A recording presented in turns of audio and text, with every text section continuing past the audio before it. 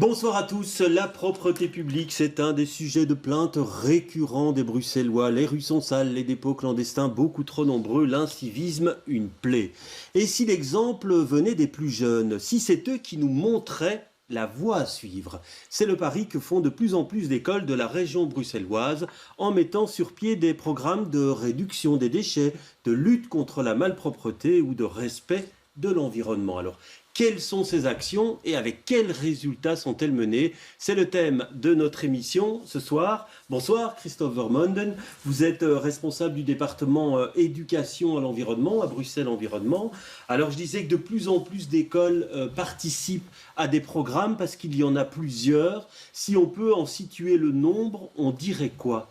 En nombre d'écoles, on voit qu'il y a une énorme croissance. Aujourd'hui, on a plus de 200 écoles qui participent à nos différents programmes, que ce soit Opération Recyclons dont on va parler, EcoSchools, mais aussi des programmes un peu de végétalisation, de cours d'école, d'installation de coins nature, de compostage, de lutte contre le bruit aussi. Et donc on voit aussi une croissance au niveau des écoles.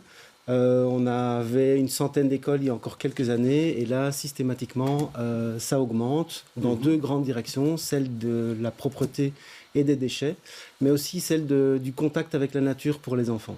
Ok, bien on va le détailler tout ça en se centrant dans cette émission sur le programme EcoSchools et sur le programme aussi l'opération Recyclons. On parlera aussi en fin d'émission d'EcoTeens. Vous le voyez, il y a pas mal de choses qui sont mises en place. Valérie Ontait, bonsoir. Vous êtes directrice de l'école Les 4 Saisons à Saint-Gilles, une école lauréate de l'opération Recyclons. Est-ce que c'est compliqué d'inculquer ces bonnes habitudes aux élèves ou pas? Alors compliqué, non, ce n'est jamais compliqué de leur inculquer. La plus compliquée, c'est de faire en sorte que tout ce qu'on propose devienne pérenne et pas juste du one-shot. Donc nous devons travailler sur ces valeurs et sur les projets qu'on veut développer à très long terme, donc prévoir des choses qui peuvent perdurer. Alors, un des programmes qui est mis en place, c'est le programme EcoSchools. On a été hier dans une école qui a ce label EcoSchools. Il y en a 40 en région bruxelloise. Il s'agit de l'école communale fondamentale Le Carenberg Nos Petits à Watermal-Boisfort. Et vous allez le voir, l'équipe est plutôt enthousiaste face au projet mis en place. Qu'est-ce que nous avons planté ici? Il y a des aubergines et des brocolis qui vont sortir. Nous avons aussi du romarin, des fraises. Petite visite au potager durant la récré. On a aussi des framboisiers et des arbres fruitiers. Installé au fond de la cour, il est cultivé avec l'aide des jardiniers du Champ des Cailles. Et ce sont les élèves qui s'occupent de la récolte. On les récolte et après on distribue tout ça et on les mange. C'est une des nombreuses actions mises en œuvre à l'école. En voici une autre, de petites poubelles compost disséminées un peu partout. Chaque jour à tour de rôle, une classe se charge d'aller les vider dans le compost. On met les fruits dans les grands composts et vu qu'il y a des insectes dedans, du coup ça mange les fruits, ça fait de la terre toute neuve pour les plantes. C'est une éco-team composée d'élèves et de membres de l'équipe éducative qui fixe les priorités à mettre en œuvre. Et toute l'école emboîte le pas. Il y a plein de racines, on va dire, pour représenter notre école, comme par exemple le tri des déchets qu'on fait et le compost. Ou par exemple, marcher c'est bon pour la santé, on a arrêté d'aller en bus à l'école pour l'écologie, on y va à pied. Et par exemple là, notre mascotte c'est Écoline et on peut la retrouver dans beaucoup d'endroits dans l'école, à côté des lumières, qui dit par exemple surveiller la lumière, ne la laissez pas trop ouverte. Et l'eau c'est la vie par exemple, nous en fait on n'a pas le droit de ramener de bouteilles en plastique à l'école, on ramène que des gourdes pour l'écologie. 2 ans déjà que cet établissement a reçu le label EcoSchools. Et aujourd'hui, cela fait partie intégrante du projet pédagogique. Il va mettre ça en lien avec beaucoup de cours, avec l'histoire, la citoyenneté. Et finalement, c'est de les rendre acteurs, de leur rappeler leurs droits et leurs devoirs et de se rendre compte qu'ils ont déjà un impact autour d'eux à leur jeune âge. Et pas question de rechigner à la tâche. Ce sont aussi les enfants qui ont la charge du désherbage des bacs de plantes qui verdurisent la cour. Des déchets verts qui finissent eux aussi au compost. Bonsoir, Josiane Langlais, vous êtes la directrice donc de cette école, l'école fondamentale Le Carenberg Nos Petits. Alors on le voit, hein, il y a toute une série de choses qui ont été mises en place dans l'école. Il y a l'emballage, diminution des emballages, on voit le recyclage, lutte contre le gaspillage alimentaire, il y a aussi la mobilité, les déplacements, économiser l'eau, l'électricité. Est-ce qu'on peut faire tout ça en même temps avec les enfants? Alors ça s'est construit de manière très progressive. Donc on a commencé il y a 6 ans, on a commencé par aménager le potager avec l'aide des jardiniers de la commune. Et l'année d'après, on a commencé les collations saines. Donc on a demandé aux parents de mettre les collations dans des boîtes, de prendre une gourde plutôt que des bouteilles ou des berlingots à jeter. Et ensuite, la 3e année, on a rajouté le compost. Et donc tout s'est construit d'année en année, parce que de manière ça fait 6 ans que vous êtes actifs déjà dans ce programme. Et 2 ans de label, mais ça fait 6 ans que, disons, que l'étincelle a été donnée. Tout à fait. Ouais. Donc c'est l'équipe des auxiliaires d'éducation qui a répondu à un appel à projet Ose le Vert, recrée ta cour. Et c'est de là qu'est née finalement toute cette mise en place autour de l'environnement, toute cette sensibilisation des enfants. Alors, je dirais que pour les enfants, c'est pas si compliqué que ça. Ce qui était plus difficile, c'était de convaincre les parents d'adhérer et de participer de manière active au projet. Mais finalement, ça s'est fait très rapidement. Et quand on a installé, par exemple, le Kiss and Ride il y a 2 ans maintenant... Ouais, parce que maintenant, les parents sont incités à ne pas venir déposer les enfants en voiture. Exactement. Donc, les parents avaient pour habitude de s'arrêter devant l'école, sur le passage clouté, de laisser tourner le moteur. On a mesuré la pollution autour de l'école, la pollution autour de l'école. Et une fois qu'on a pu obtenir les chiffres de cette pollution, on a sensibilisé les parents et on a dit, on va faire en sorte qu'il n'y ait plus ces arrêts intempestifs sur les passages piétons. Et donc, le Kiss and Ride s'est installé et en fait, ça a fonctionné, mais du premier coup. Alors, Julie Guesquière, bonsoir. Vous êtes chargée de projet à l'ASBL Corrèze, donc vous accompagnez les programmes mis en place dans les écoles, dont le programme EcoSchools. Alors, Madame Montaigne nous disait, la difficulté, c'est d'installer ça dans le temps, ici à 40 écoles labellisées. Est-ce que c'est quelque chose qui est toujours à refaire finalement, puisqu'il y a un changement, il y a des arrivées et des départs d'élèves chaque année?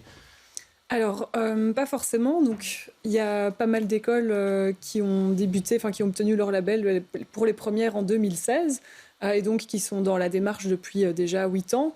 Et puis, ce qu'on constate surtout, c'est que les écoles qui font les démarches pour obtenir leur label et qui l'ont pour la première fois, donc elles doivent le renouveler tous les 2 ans et elles reviennent d'elles-mêmes pour renouveler ce label. Donc, on n'a pas besoin d'aller les chercher forcément, elles sont là. Et parce qu'il y a des choses qu'on tente de mettre en place dès le début, justement pour essayer de garantir cette pérennité, de faire en sorte qu'il y ait une véritable équipe avec différents membres du personnel, que ce soit les enseignants, les élèves, la direction, qui soient impliqués. Et donc, ça ne repose pas que sur les épaules d'1 ou 2 personnes. Et c'est ça qui permet aussi que ça puisse continuer à fonctionner, même s'il y a un turnover d'élèves ou d'enseignants dans l'école. Oui. Alors, Valérie Huntate, vous en êtes au début, vous, de l'opération, et vous m'avez dit, en préparant ces missions, qu'au départ, pour réduire les déchets, il y a eu une opération choc. On a scellé quasiment toutes les poubelles. Alors, on a scellé toutes les poubelles de l'école, sauf 3 poubelles, et le compost, évidemment, pour faire prendre conscience à toute la communauté scolaire et aux parents de la quantité de déchets que nous accumulions en une semaine. Et c'était vraiment beaucoup de déchets? C'était beaucoup. C'était à nouveau beaucoup. En fait, c'est ce que je vous ai expliqué, c'est que tout le monde connaît les règles de tri des déchets, tout le monde connaît le fait que, comme chez Madame Langlais, on doit utiliser des boîtes à tartines, des gourdes, etc. Mais très vite, sans doute par facilité aussi, on revient avec des collations dans des emballages individuels, on oublie les boîtes à tartines. Et du coup, les déchets s'accumulent à l'école. Donc, on a relancé un appel aux parents par rapport à notre projet d'établissement qui incluait... Et ça a servi, cette opération Ça a servi. Ouais. Ça a servi. Ça n'a pas été mal pris à un certain moment. Pas du tout. Ça a été surprenant, je pense, mais aussi bien pour l'ensemble des enseignants que pour les parents. C'était assez marquant et on commence à en tirer certaines leçons, donc c'est intéressant. Ouais, alors Christophe Vermon, il y a des chiffres, vous dites dans votre communication que chaque élève génère 35 kilos de déchets par an. Ça pour la région bruxelloise, ça peut faire 10 000 tonnes de déchets. Dieu sait que le levier, il y a pas mal de leviers qui peuvent être actionnés. Hein. Oui, tout à fait. Et je le dis toujours, agir pour l'environnement, ça s'apprend. Et le meilleur lieu pour l'apprendre, c'est à l'école. Et donc les différents leviers, vous en avez déjà cité, c'est de travailler sur les collations. Et donc les emballages, d'éviter les emballages inutiles, d'éviter les emballages à usage unique. On va travailler sur le compostage, on va travailler énormément aussi sur le gaspillage alimentaire. C'est quand même plus d'un tiers de nos poubelles, donc il y a moyen de réduire fortement. Et le projet Opération Recyclons, c'est ça qui vise. On va essayer de diminuer avec les écoles et tout ce qu'elles ont comme idées et pratiques de 75%. Donc on va bien faire maigrir les poubelles des écoles. Et donc ça, c'est un objectif sur 3 ans, hein, 75% en moins. Ouais. Madame, vous l'avez dit, il faut donner du temps en fait. Il faut le temps que les habitudes s'installent, que la structure se mette en place. On parlait des feuilles de brouillon, c'est la même chose. Les feuilles de brouillon, on sait les récupérer. Mais il faut mettre en place le bac, il faut que les habitudes se prennent. Et il faut peut-être qu'un jour, les grands l'expliquent aux plus petits et qu'il y ait comme ça une auto-formation qui se fasse. Et il ne peut pas y avoir une réaction, Valérie Huntait, en disant, les instituts nous disent, on a déjà tellement de choses à faire, on ne va pas faire ça en plus, quoi. Non, enfin en tout cas, à l'école, ça ne s'est pas passé. Ce qui était juste surprenant, c'était de ne plus avoir de poubelles en classe et donc de devoir organiser le transport des déchets dans la cour de récréation. Enfin, il restait une petite corbeille plus générale pour les mouchoirs ou autres. Mais non, l'école est assez contente de l'opération. Il n'y a pas eu de... Alors, pour citer des chiffres encore, c'est Opération Recycler, c'est 72 écoles. Il y a EcoSchools, il y a 40 écoles labellisées. Vous citez un chiffre également, 623 établissements dans le fondamental en région bruxelloise. J'ai envie de vous dire, c'est quand même peu d'écoles qui participent, Christophe Vermand. Bah, ça dépend comment on voit les choses. 72 écoles, ça peut paraître peu. On est si on ajoute les EcoSchools et qu'on ajoute aussi nos autres projets, parce qu'il ne faut pas les oublier, on est à 200 écoles. Donc ça représente un quart des écoles en région bruxelloise. Ces écoles-là, elles ont un effet levier. Et donc l'école de Madame, ce sont des écoles exemplaires qui vont faire contagion, que ce soit au niveau d'une commune, au niveau d'un réseau. Et ça, c'est super intéressant. Ce sont des écoles où on a eu l'occasion d'aller dans ces écoles-là. Ce sont aussi des écoles où les enseignants ont compris qu'ils pouvaient intégrer ça dans leurs cours. Et donc, ce n'est pas des trucs en plus. En fait, quand on travaille sur les déchets, on travaille en mathématiques. L'activité qu'on a vue chez vous, il y a du français, il y a de l'éducation à la citoyenneté. Ça fait partie des programmes. C'est une manière d'aborder le programme et de donner du sens aux apprentissages. Et donc, pour moi, c'est pas peu, parce qu'il y a aussi ces échanges qui vont se faire et cette contagion qui va se faire au niveau d'autres écoles. Et il faut aussi prendre en compte que finalement, l'engouement aussi pour tous ces projets environnementaux, climat et ainsi de suite, est relativement récent. Je pense qu'il y a eu un gros mouvement en 2019-2020 avec les grèves scolaires pour le climat et ainsi de suite. Une vraie volonté des jeunes de... Ouais, et ça, c'est des traces, c'est des conséquences qui restent prégnantes aujourd'hui de ces manifestations à répétition qui ont lieu il y a quelques années, parce que certains disent qu'il n'y a plus rien après toutes ces manifs. Vous dites le contraire. Oui, je pense pas. Je pense juste qu'il y a d'autres manières de se mobiliser aujourd'hui et que les jeunes, parce que je travaille beaucoup avec des adolescents à travers EcoTeens, EcoSchools aussi, n'ont peut-être plus foi dans le fait qu'aller marcher dans la rue a fonctionné, mais ils vont vouloir agir à d'autres niveaux, d'autres manières, notamment dans leurs écoles aussi, ça ils le revendiquent, et ils le font parce qu'on voit bien à travers EcoTeens, EcoSchools qu'il y a des élèves qui ont envie de s'impliquer dans ces projets dans leurs écoles et qui en sont très fiers. Ouais. Alors, Madame Langlais, c'est quoi le plus difficile? Parce que vous m'aviez dit aussi en préparant cette émission, ce qui a été très compliqué, c'est par exemple la lutte contre le gaspillage alimentaire à la cantine pour les repas chauds. Ça reste un problème chez vous, ça? Alors ça s'est nettement amélioré, puisque donc là également, on a pris le temps de peser les déchets alimentaires. Donc après le repas, quand les enfants avaient terminé, ils vidaient la moitié de leur assiette, et donc on a pesé ça. Et puis on s'est rendu compte qu'effectivement, il y avait beaucoup de déchets alimentaires. Vous m'avez dit qu'à certains moments, c'était 60% de gaspillage alimentaire à la cantine. Tout à fait. C'est énorme. Hein. C'est énorme. Et donc, on a conscientisé les enfants. On leur a dit, écoutez, voilà, si vous vous servez moins dans votre assiette, vous pouvez aller vous resservir autant de fois que vous voulez, mais au moins, il y aura moins de gaspillage alimentaire. Donc, il y a eu cette démarche-là qui fait qu'aujourd'hui, les enfants gaspillent beaucoup moins. Et je dirais qu'il y a eu une autre démarche aussi, c'est que les enfants sont allés faire le tour du quartier pour aller ramasser les déchets dans le quartier, et ils ont pesé les déchets qu'ils avaient récupérés. Et puis, ils ont fait un toute-boîte chez les habitants du quartier en disant, voilà, on a récolté autant de déchets, on voudrait que vous nous aidiez à diminuer cette quantité de déchets. Et on voit, lors des ramassages Ça qu'on va fait mieux régulièrement, que ça va beaucoup mieux. Ouais. Valérie Hunted, vous avez aussi pesé, vous, les déchets à un moment donné. Ça donnait quoi Chaque semaine, depuis le début de l'opération des poubelles, nous pesons chaque vendredi les déchets et nous constatons donc une diminution des déchets, je veux dire, du quotidien. Et le plus grand constat pour les élèves, en tout cas, c'est la quantité de papier qui reste trop importante à leurs yeux. Et donc, ils se sont mis en tête de trouver des défis pour l'an prochain pour réduire cette quantité de papier. Ouais, et donc, c'est une habitude qui est trop ancrée, prendre une feuille pour un oui, pour un non.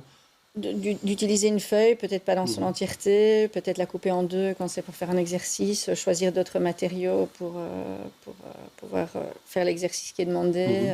Voilà. Ouais. Et vous, Julie Guessière, dans le suivi que vous avez de ces écoles, le plus compliqué à mettre en place sur le long terme, c'est quoi ? Ouh là là, c'est pas une question facile. Le plus compliqué à mettre en place sur le long terme, je sais pas exactement, pour être honnête. Je pourrais pas vous dire un truc comme ça. Parce que vous travaillez aussi avec des écoles secondaires. Alors j'ai l'impression que peut-être que c'est plus facile à mettre en place des choses directement en primaire que de commencer en secondaire. Parce que Dieu sait quand on est ado qu'on a d'autres choses en tête, quoi. Ce qui est sûr, c'est que si les élèves, il y a un continuum entre le primaire et le secondaire, c'est beaucoup plus simple. Parce qu'il faut ancrer ces bonnes habitudes dès l'enfance pour qu'elles puissent ensuite persister par la suite. Le problème, c'est qu'il y a parfois une fracture entre primaire et secondaire, et donc il faut essayer de remédier à ça aussi, ce serait l'idéal. Et puis il y a aussi des éléments en primaire qui aident à mettre en place ce genre de projet, le fait que les titulaires soient en classe avec leurs élèves tous les jours, toute la semaine, ce qui n'est pas le cas en secondaire, mais cependant sur les 40 écoles, il y a quand même la moitié qui sont des écoles secondaires. Donc ça montre bien que c'est tout à fait possible aussi. Il faut juste un angle d'attaque un peu différent. Oui. Alors Christophe Vermeulen, comment faire justement quand, là par exemple, les élèves qui sont en 6e primaire qu'on a rencontrés hier, comment faire pour quand ils vont aller à l'école secondaire, ils n'oublient pas tout et qu'il faille repartir une page blanche quasiment quelques années après ? Alors, je voudrais revenir notamment pour exemplifier ça sur la question du gaspillage alimentaire. Ce n'est pas que de la responsabilité des élèves. On parle beaucoup des élèves ici, mais la responsabilité, elle est aussi dans l'organisation de l'école, son pouvoir organisateur, son équipe éducative, parce que c'est quand même les adultes qui vont donner l'exemple. J'ai toujours, vous pouvez donner 50 cours sur les déchets. Si l'enseignant les met dans la bonne poubelle au bon moment, il n'y a en fait pas besoin de donner ces 50 cours. Donc il faut aussi ramener l'ordre des responsabilités. Ouais. Et pour revenir à votre question sur le secondaire... Par exemple, une question très précise par rapport à l'obligation de tri aujourd'hui par rapport au sac orange. Exactement. Est-ce que toutes les écoles le font ou pas encore ? Non, et ça fait partie des objectifs du projet Opération Recyclons. On a bien constaté que c'était un peu compliqué pour les écoles. Maintenant, il faut savoir qu'il y a toute une mise en place progressive de cette obligation du tri. Et c'est bien pour ça qu'on a mis en place Opération Recyclons. On va proposer le matériel aux écoles. Il faut du bon matériel. Donc il faut on l'a vu dans le reportage, il faut des seaux pour trier. Il faut peut-être un compost. Il faut qu'il y ait aussi un marché, un collecteur qui accepte ces biodéchets, qui les accepte correctement. Et il faut que le personnel d'entretien soit formé. L'opération Recyclons prend tout ça en compte. La pédagogie, la gestion et l'équipement. Et c'est la même chose pour le gaspillage alimentaire et c'est la même chose dans les écoles secondaires. Ce qui est un peu plus compliqué dans les écoles secondaires, c'est effectivement la structure. Mais les élèves n'oublient pas non plus ce qui s'est passé en primaire. Même si on dirait qu'on a affaire à d'autres individus, ils n'oublient pas tout ça. Ouais. Sac orange, chez vous, c'est mis en place C'est en train de se mettre en place. Et c'est compliqué Ce n'est pas très compliqué à mettre en place. Ce sont aussi des habitudes, effectivement, qui incombent là plus au personnel encadrant ou au personnel ouvrier. Donc la formation va être nécessaire. Je pense que c'est la base, effectivement, pour que l'opération le personnel, l'équipe éducative, mais aussi le personnel d'entretien doit être formé. Et chez vous, Madame Langlais, sac orange, vous m'aviez dit, il n'y en a quasiment pas parce qu'on met tout au compost. Ils sont là. Le conteneur orange est là. Bruxelles Environnement nous envoie régulièrement des messages en disant mais le conteneur n'est pas mis sur la rue pour le jour du ramassage, mais en fait c'est parce qu'il n'est pas systématiquement rempli, étant donné que justement les enfants vont jeter les déchets alimentaires dans le compost. Donc voilà, c'est à ça qu'on voit qu'il y a une nette réduction au niveau des déchets alimentaires. Ouais, une question encore, Christophe Vermond. Si là, il y a 72 écoles qui participent à l'opération Recyclons, il y a un contrôle effectivement de votre part pour voir si tout se passe bien et éventuellement, je dirais pas des sanctions, mais en tout cas des remarques, puisqu'elles sont aidées financièrement et matériellement à mettre en place ces programmes. Alors, il y a un accompagnement. Il y a aussi pour les autres écoles, puisque vous avez bien dit qu'il y avait 632 écoles en région bruxelloise au niveau fondamental. 150 000 élèves, c'est ça? Voilà. On propose un helpdesk aussi à l'ensemble des autres écoles. Donc il y a 72 écoles prioritaires qui ont été choisies. Il n'y a pas de sanction du côté du département éducation à l'environnement. On va vraiment travailler sur l'accompagnement et sur le contrôle. Après, chaque école a aussi son contrat avec son collecteur. Et c'est au collecteur à prendre ses responsabilités et à l'inspection en région bruxelloise à prendre ses responsabilités. Mais nous, on va plutôt fonctionner sur le mode volontaire, voire volontariste pour un certain nombre de déchets. Ouais, il y a des sanctions chez vous pour les élèves qui se comportent mal, on va dire, ou qui ne respectent pas les règles? Alors des sanctions... Jusqu'à présent, ce n'est pas vraiment nécessaire parce qu'on voit que les enfants ont vraiment compris le sens du projet. Comme disait l'enseignante dans le reportage, ça fait sens, c'est en lien avec les apprentissages. Donc les enfants, en fait, rentrent dans le projet, font partie de l'éco-school, font partie d'un comité éco-team qui travaille régulièrement ensemble avec nous tous les 2 mois. Et donc, il y a une responsabilisation de tous. Vous avez pu le remarquer lors du reportage que la cour est très propre. C'est parce qu'en fait, il y a chaque jour une classe qui est responsable de vérifier la propreté de la cour de récréation, de trier les déchets, de vider les petites poubelles à compost. Et en fait, on a vu une différence énorme depuis qu'il y a cette responsabilisation des élèves. Ouais, et pour vous, il y a un programme de sanctions ou pas vraiment? Non, pas de sanctions, plutôt Donc favoriser la vraiment discussion. la sensibilisation. Oui, Ce qu'on va mettre en place, c'est un monitoring. Et donc, chaque école va être invitée à peser, comme vous le faites aujourd'hui, à peser l'ensemble de ses déchets, à vérifier la propreté de sa cour. Et je pense que c'est le monitoring et le fait de communiquer ce monitoring, mois par mois, on va voir la quantité de déchets diminuer. Et après, c'est au pilote du projet, à chaque équipe projet, de dire « Oh là, on remonte, qu'est-ce qu'on fait, comment on agit ?» Et l'objectif, j'imagine que c'est qu'il y ait ce type de programme dans les 623 établissements dans le fondamental, effectivement, à terme, et aussi dans le secondaire. Tout à fait. Et on sait tous que la récompense est beaucoup plus efficace que la sanction. Et donc la fierté d'avoir participé à un projet, d'avoir diminué les émissions de CO2 à l'échelle de la région bruxelloise, d'avoir contribué à un bel environnement, ça renforce l'estime de soi et la motivation vient comme ça. C'est beaucoup plus efficace. Alors un mot sur une autre action qui est menée, on va voir quelques images, c'est l'EcoTeens, T-E-E-N-S, et là c'est destiné aux élèves du secondaire, et donc là on est dans un pas en plus en fait pour ceux qui le souhaitent.